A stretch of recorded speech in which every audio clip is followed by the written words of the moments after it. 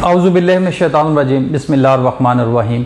आप देख रहे हैं वजदान मन की बात हारून रशीद के साथ। मेरा आज का मौजू है अल्लाह ताला कहाँ है, क्या अल्लाह ताला हमारे अंदर है।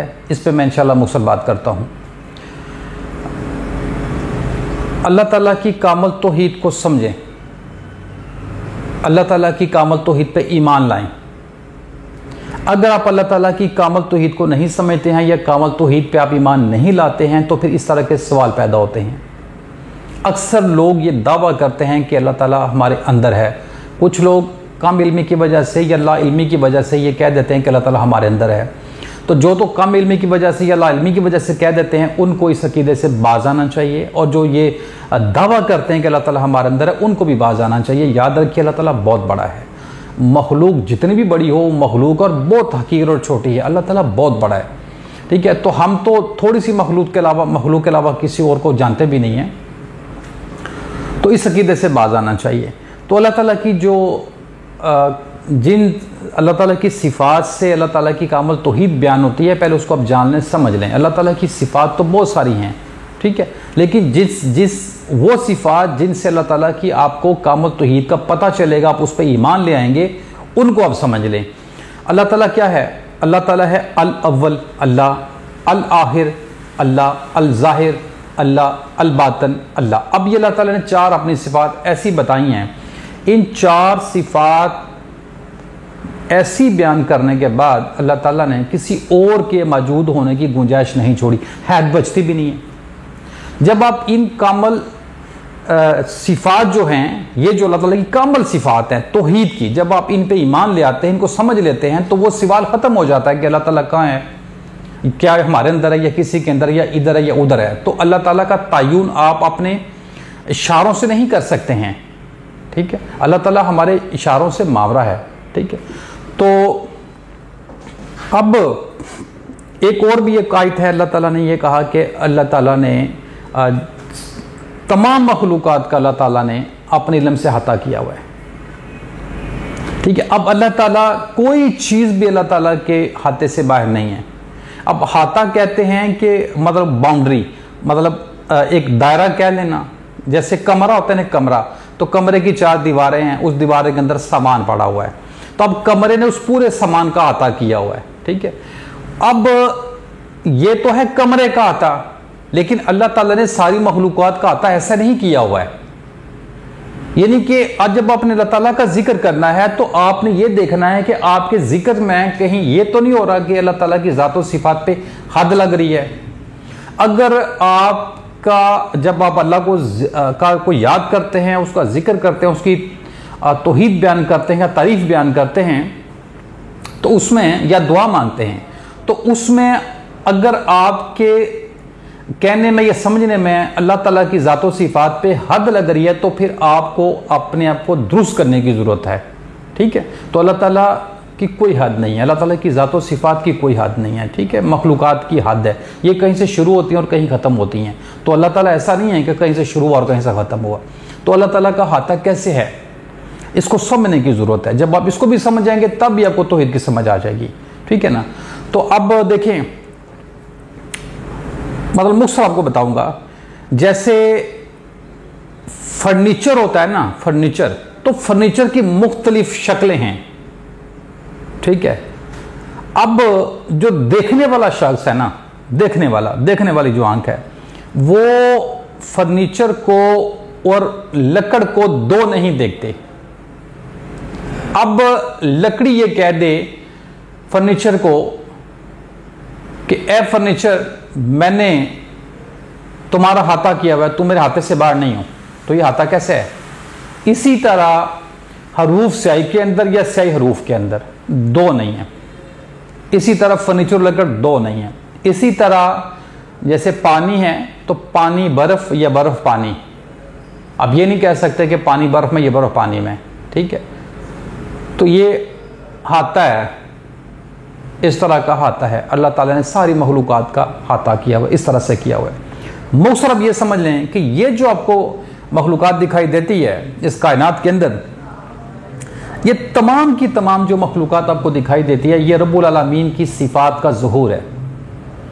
इसको अगर आप आसानी से समझेंगे तो ये अल्लाह ताला की आयात हैं, ठीक है, तो इसमें अल्लाह ताला की मतलब मुकम्मल सिफात का जहां ज़ुहूर है वो है मर्तबा इंसान।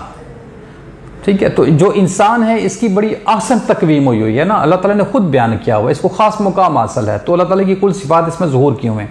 अल्लाह ने इंसान को अपना नायब बनाया हुआ है।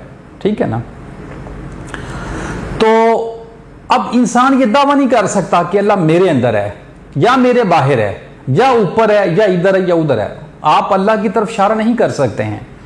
तो मुसर यह है कि ये जो पूरी मखलूक़ात कायनात में आपको दिखाई देती हैं, ये अल्लाह ताला की सिफात का ज़ुहूर है। इनको आप आसानी से अल्लाह ताला की आयात भी कह सकते हैं। तो अल्लाह ताला की आयात का इनकार नहीं करना चाहिए, कुफर नहीं करना चाहिए, इनके साथ शिरक नहीं करना चाहिए, इन पर ईमान लाना चाहिए कि अल्लाह ताला की आयात हैं, उसमें आप भी शामिल हैं। ठीक है, तो मुसर यह है कि आप कहीं भी एग्जिस्ट नहीं करते हैं।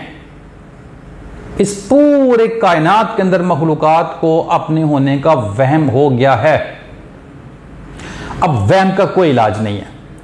तो अल्लाह ताला ने आपको कलमा सिखाया, ला कोई नहीं, ला इलाहा इल्लल्लाह, कोई नहीं मगर एक अल्लाह, कोई मौजूद नहीं मगर एक अल्लाह।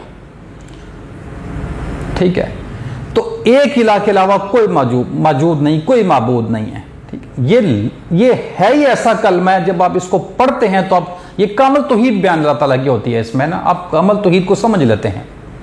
अगर जिसको इस कलमे की समझ नहीं आती ना, तो फिर वो अल्लाह ताला की उस सिफात में गौर कर ले कि यार अव्वल भी अल्लाह, आखिर भी अल्लाह, ज़ाहिर भी अल्लाह, तो बातिन भी अल्लाह। तो ये तो अल्लाह के बारे में बात कर रहे हैं कि अल्लाह ही अव्वल है, अल्लाह ही आखिर है, अल्लाह ही ज़ाहिर है, अल्लाह ही बातिन है, मतलब अपनी सिफात के एतबार से। तो कलमा क्या कहता है? ला इलाहा इल्लल्लाह, कि कुछ भी मौजूद नहीं है सिवाय अल्लाह के, एक अल्लाह के अलावा कुछ भी मौजूद नहीं, अल्लाह के अलावा कोई इबादत के लायक नहीं है। ठीक है, ला मतलब ला का मतलब ये नहीं, ला इलाहा, कोई इलाह नहीं मगर एक अल्लाह। तो अब मौजूद तो बहुत कुछ है, अब इंसान भी मौजूद है। अब वो जो इंसान ये कहते हैं कि अल्लाह ताला हमारे अंदर है, तो अल्लाह ताला तो कहता है, हम मुसलमान ही तब होते जब हम कहते हैं कि अल्लाह कोई नहीं मौजूद मगर एक अल्लाह। तो मौजूद रब्बुल आलमीन है अपनी मा सिफात के साथ, यानी कि कुल सिफात के साथ अल्लाह ताला मौजूद है।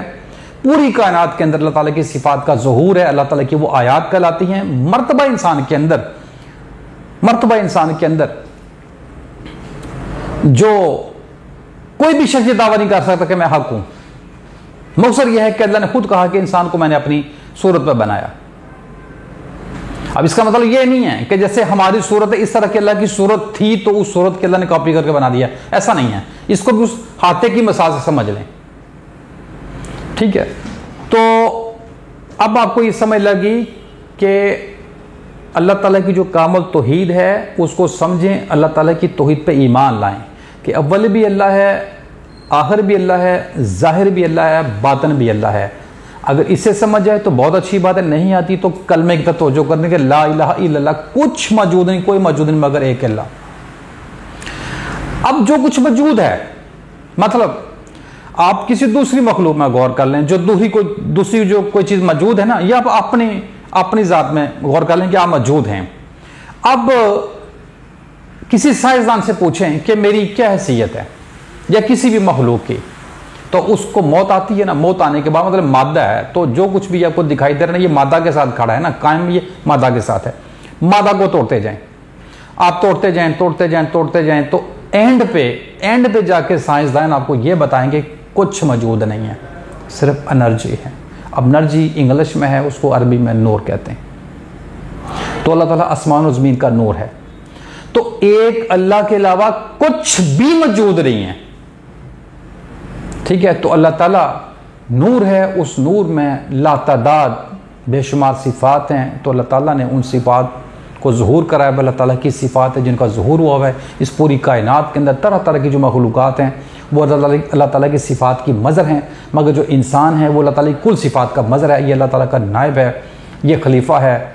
तो अगर ये अपनी वो कैफियत हासिल कर ले, एक ख़ास कैफियत होती है। अब यहाँ मैं एक राज रखूँगा, इसको मैं मतलब मैं इशारा दे रहा हूँ, एक ख़ास मखसूस कैफियत अगर हासिल कर ले, उसको कुर्ब की कैफियत कहते हैं ना।